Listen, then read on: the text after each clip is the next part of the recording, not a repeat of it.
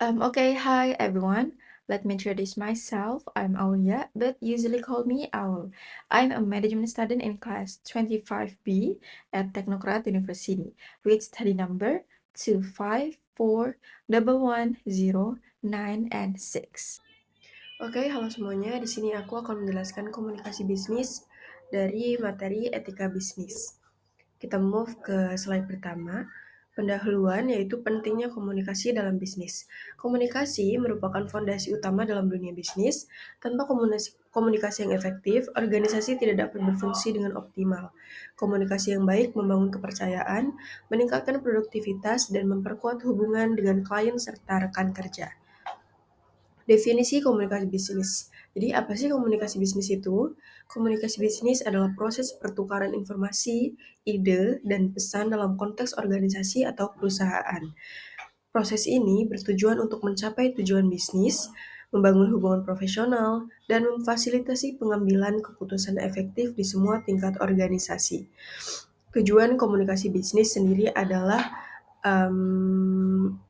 strategis yang mendukung keberhasilan organisasi dari membangun hubungan baik hingga memperkuat citra organisasi perusahaan.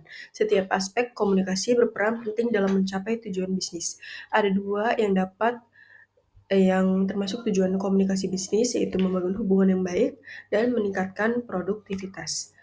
Jenis-jenis komunikasi bisnis. Ada 3 jenis, yang pertama verbal dan non-verbal, tertulis dan lisan, dan yang ketiga ada contoh penerapan. Komunikasi verbal menggunakan kata-kata lisan atau tulisan, sedangkan komunikasi nonverbal meliputi bahasa tubuh, ekspresi wajah, dan gestur yang menyampaikan pesan tanpa kata. Untuk komunikasi tertulis mencakup email, laporan, dan memo. Komunikasi lisan meliputi presentasi, rapat, dan percakapan telepon yang memungkinkan umpan balik secara langsung. Contoh penerapannya adalah kalau untuk verbal, presentasi produk kepada klien, non-verbal itu jabat tangan profesional, tertulis ada proposal bisnis formal, kalau untuk lisan, negosiasi kontrak secara langsung. Di sini ada komunikasi efektif. Prinsip 7C adalah panduan komunikasi bisnis yang efektif, clear atau jelas, pesan mudah dipahami, concise atau singkat, langsung ke inti, konkret didukung fakta, correct atau benar, bebas kesalahan, coherent, konsisten, logis dan terstruktur, complete, lengkap, informasi utuh, dan sopan menghormati penerima.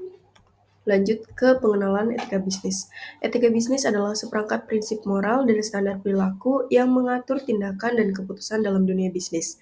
Etika berfokus pada apa yang benar dan apa yang salah secara moral, melampaui sekadar kepatuhan hukum.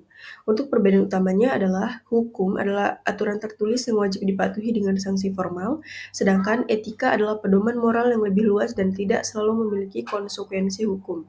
Sesuatu yang legal belum tentu etis. Di sini ada pentingnya etika bisnis.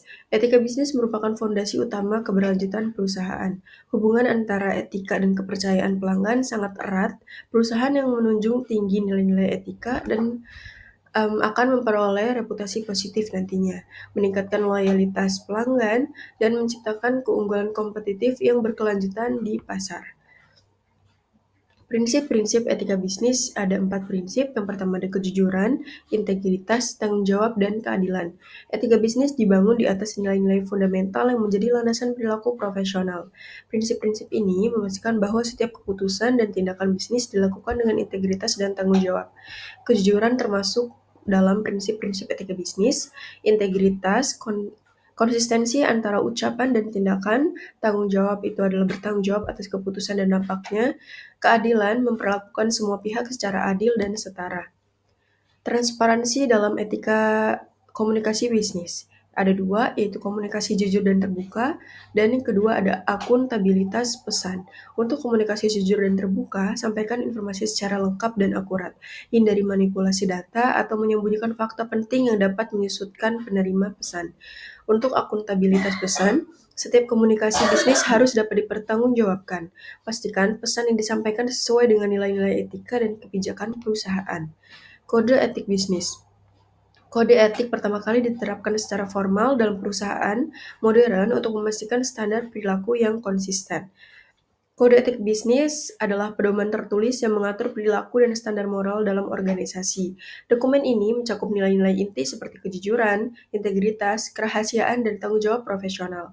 Kode etik berfungsi sebagai kompas moral bagi seluruh anggota organisasi dalam mengambil keputusan. Contoh studi kasus dilema etika dalam bisnis.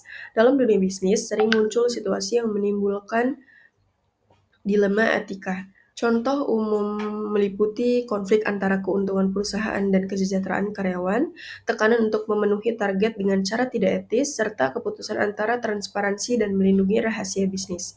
Pertanyaan relaktifnya adalah, bagaimana Anda akan bertindak jika diminta atasan untuk menyembunyikan informasi penting dari pelanggan?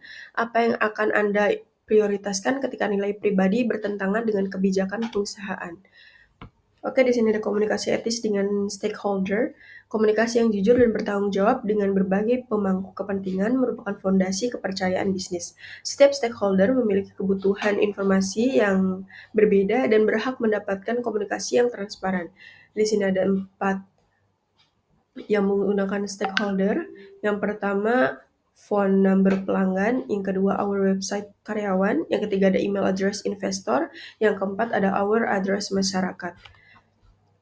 Digital etika dalam komunikasi bisnis ada 3, yaitu privacy dan kerahasiaan data, hindari informasi palsu, dan etika media sosial perusahaan. Tanggung jawab sosial perusahaan, komunikasi berperan penting dalam membangun citra positif CSR. Contoh aktivitas CSR yang efektif dikomunikasikan meliputi program lingkungan, pendidikan masyarakat, dan bantuan sosial. Transparansi dalam melaporkan kegiatan CSR meningkatkan kepercayaan stakeholder terhadap perusahaan. Di sini ada konflik kepentingan. Definisinya adalah konflik kepentingan terjadi ketika kepentingan pribadi seorang terbenturan dengan kepentingan organisasi atau pihak lain yang seharusnya dilayani. Situasi ini dapat merusak objektivitas dan integritas dalam pengambilan keputusan bisnis. Definisi dan contohnya adalah menerima hadiah dari vendor, merekrut keluarga dan tanpa proses seleksi, atau memiliki saham di perusahaan persaing adalah contoh konflik kepentingan yang umum terjadi.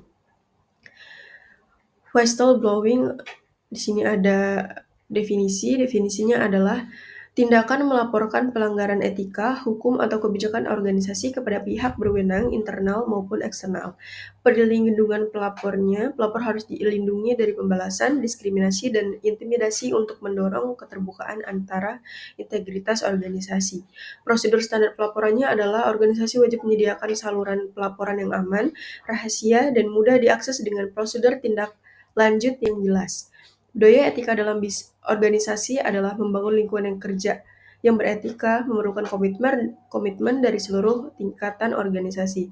Pimpinan berperan sebagai teladan dalam menerapkan nilai-nilai etika, sementara setiap karyawan bertanggung jawab untuk menjaga integritas dalam setiap interaksi dan keputusan bisnis. Studi kasus etika bisnis adalah sebuah perusahaan teknologi besar menghadapi krisis ketika ditemukan praktik pengumpulan data pengguna tanpa persetujuan yang jelas. Pelajaran yang dipetiknya adalah transparansi dalam komunikasi dengan pelanggan adalah kunci kepercayaan. Perusahaan kemudian memperbaiki kebijakan privacy, meningkatkan komunikasi terbuka, dan membangun tim etika khusus. Baiklah, terima kasih. Itu saja yang dapat saya sampaikan. Wassalamualaikum warahmatullahi wabarakatuh.